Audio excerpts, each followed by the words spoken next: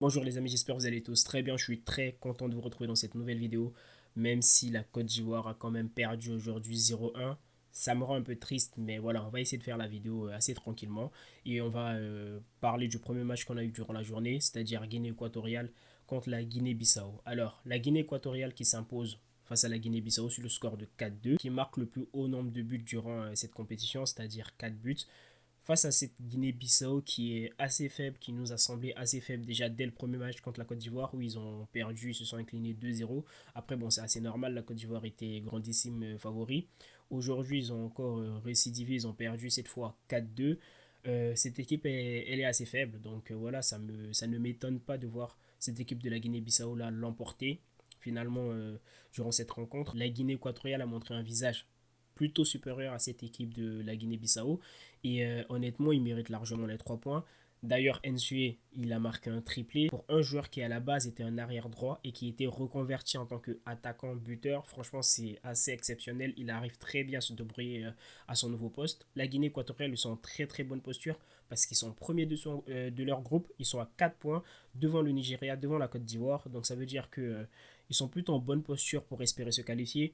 Un résultat nul durant la prochaine rencontre qu'ils vont jouer le lundi contre la Côte d'Ivoire, bah, ça les met en très très bonne posture et ils peuvent espérer se qualifier. La Côte d'Ivoire par contre, qui est en très très mauvaise posture, d'ailleurs parlons-en du coup du match qui a opposé la Côte d'Ivoire au Nigeria.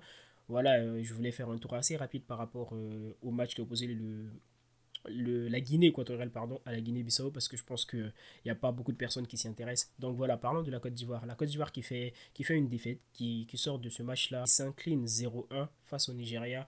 Honnêtement, assez déçu de ce que la Côte d'Ivoire a produit aujourd'hui, de ce que la Côte d'Ivoire a fait, non seulement dans le résultat, mais aussi dans le jeu. J'ai trouvé qu'on a été assez fébrile au milieu de terrain. Kessie n'a pas été bon, j'ai pas aimé son match. Seko Fofana, fidèle à lui-même, il était très bon. Devant, ça a été compliqué. Je veux bien comprendre que Aller et Adingra, ils sont absents. Et d'ailleurs, quand est-ce qu'ils reviennent je ne sais pas du tout. J'espère qu'ils seront là pour le prochain match parce que voilà, ça commence à faire assez lent pour la Côte d'Ivoire et on a besoin d'eux. Sans ces joueurs-là, j'ai l'impression qu'on est plutôt en mauvaise posture devant et on n'arrive pas à se créer des occasions, on n'arrive pas à concrétiser nos occasions. Pardon. On a eu plusieurs tirs durant la seconde mi-temps, mais on n'a cadré aucun tir. Franchement, il va falloir se réveiller parce que le prochain match, c'est contre la Guinée équatoriale. Et vous voyez, c'est là en fait, on rentre dans les calculs. Et moi, j'aime pas les calculs. Quand tu commences à calculer, ouais, si on fait match nul et tout, si tu fais match nul déjà, t'es même pas sûr de te qualifier. Parce que dans les autres groupes, bah, les autres nations, il y en a eu des surprises. Hein. Il y en a eu plein de surprises et tout. Et on ne sait pas ce qui va se passer. Donc, il faut arrêter les calculs.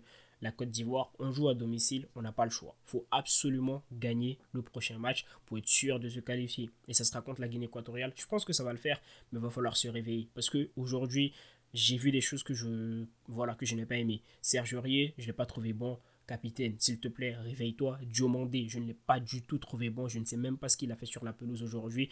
Et honnêtement, il y a Kosonou sur le banc. Si Diomandé n'est pas bon, faites-nous rentrer Kosonou. Faites-nous jouer Kosonou. Jean-Louis Gasset, pardon.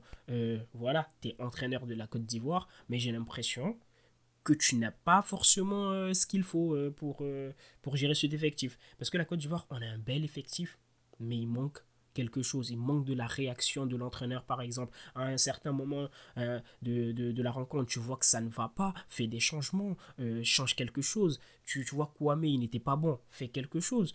Mais non, il est là, il attend. Je sais pas, c'est la vieillesse, c'est quoi. Franchement, je suis désolé, mais ouais, faut que je sois plus respectueux. Mais respecte-nous aussi, Gassé. Parce que là, aujourd'hui, je pense que tu as manqué de réaction. Et cette équipe-là aussi, je l'ai pas trouvé très bonne. Même si c'était sur un penalty que le Nigeria a marqué. Si on était dans une phase à élimination directe, bah, ça allait être compliqué. Donc, il va falloir que cette Côte d'Ivoire-là se réveille. J'espère que ça va leur permettre, cette défaite, de se réveiller, de se rendre compte dans la situation dans laquelle ils sont. On est à domicile, il va falloir respecter les Ivoiriens. Et d'ailleurs, le 12e homme, on a besoin de vous. Les supporters qui vont au stade juste pour regarder, s'asseoir, regarder. Mais les gars, réveillez-vous. On est à domicile, on ne dirait même pas qu'on est à domicile. Il faut se réveiller, faut donner, il faut pousser pour que cette équipe-là puisse aussi se dominer sur le terrain. Bien sûr, ils doivent faire l'effort, mais vous aussi, faites l'effort, parce qu'à un moment donné, vous allez au stade. Pourquoi? Du coup, comme je disais, devant aussi, ça ne va pas du tout. Donc, à l'air, à Dingra, j'espère qu'ils seront présents pour le prochain match.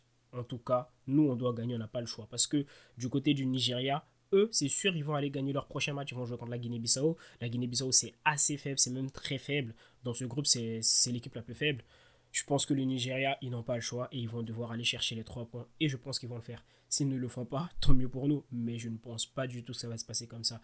Donc la Côte d'Ivoire doit aller et gagner ce match-là pour être sûr de se qualifier.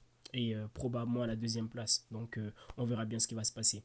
Ensuite, en fin de journée, on a eu un très très bon match, en soirée pardon, entre le Ghana et l'Égypte. Score final 2-2. On a eu une très belle rencontre, on a eu deux belles équipes. Malheureusement pour le Ghana, ben, il donne la victoire à l'Égypte. C'est une certitude parce que le premier but de l'Égypte s'est donné, le deuxième encore c'est donné. Je pense que le Ghana ils se mettent en très très mauvaise posture dans cette compétition. Ils sont à seulement un point. Ça va être compliqué pour eux. Ça va être très très compliqué pour eux. Leur prochain match c'est contre qui?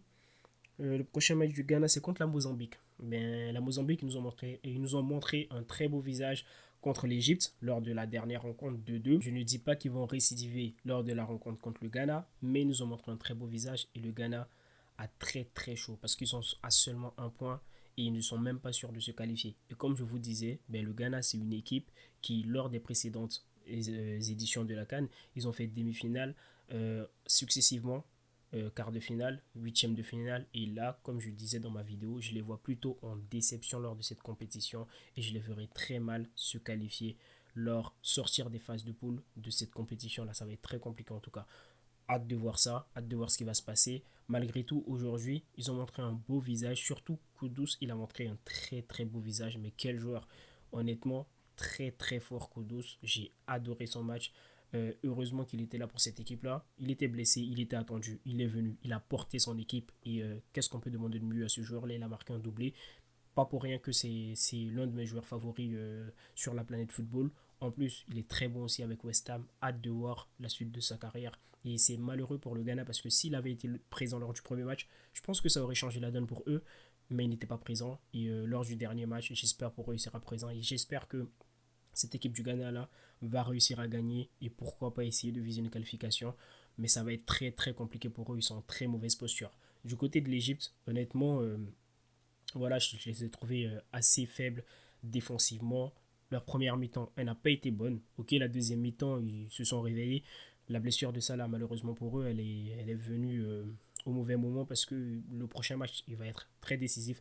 Aujourd'hui, sa blessure, je ne l'ai pas trouvée forcément mauvaise pour cette équipe de l'Égypte là, parce qu'après sa blessure, les joueurs, j'ai l'impression qu'ils ont eu un coup de boost où ils se sont dit, bah, on n'a pas de leader, il faut qu'on compte sur nous-mêmes. Et ils ont compté sur eux-mêmes. En la présence et en la force de Marmouche, où il a été, franchement, il était exceptionnel avant et même surtout et après la blessure de Salah. Je l'ai trouvé très bon. Il a porté cette équipe-là, comme à son habitude, quoi, avec Francfort. Même si le premier but, c'est quand même un but donné de Iñaki Williams. D'ailleurs, Iñaki Williams, tu décides à la dernière minute, au dernier moment, de venir et de rejoindre la sélection du Ghana à la Coupe du Monde. Avec toutes les sélections qu'on t'a données, tu refusais, tu ne voulais pas venir. Et à la fin, tu viens pour faire ça. À un moment donné, il faut respecter les gens. Respecte le Ghana, je sais pas. Quand vous décidez de venir jouer en Afrique, faites l'effort, mouillez le maillot. Bref, maintenant le Cap Vert. Parlons du Cap Vert. Cap Vert, ils jouent demain contre la Mozambique. Et ils ont la possibilité de prendre les 3 points. Et s'ils prennent les 3 points, ils auront 6 points au total et seront sûrs et certains de se qualifier et de finir à la première place de ce groupe-là. Assez exceptionnel dans un groupe composé de l'Égypte et du Ghana. Mais s'ils réussissent à le faire, franchement, je serais très content pour eux parce que ça sera vraiment une très très belle surprise. D'ailleurs, la dernière compétition, ils ont montré un beau visage et aujourd'hui, s'ils se qualifient, ça va être très très beau pour eux. En plus, l'Égypte pourra en profiter pour pourquoi pas essayer de viser la victoire et donc eux aussi se qualifier. Je pense personnellement que l'Égypte vont se qualifier. C'est une équipe qui a beaucoup de roublardise, c'est une équipe qui arrive toujours à s'en sortir en fait. Donc je pense que ça va être le cas cette fois encore une fois. Même si défensivement c'est pas très fort, j'espère qu'ils vont se réveiller et voilà, ils vont nous montrer un beau visage. En tout cas, ce qui est sûr, c'est que le groupe il va être très disputé jusqu'à la dernière journée. Donc on verra ce qui va se passer. J'espère que vous avez apprécié la vidéo. Prenez soin de vous et salut.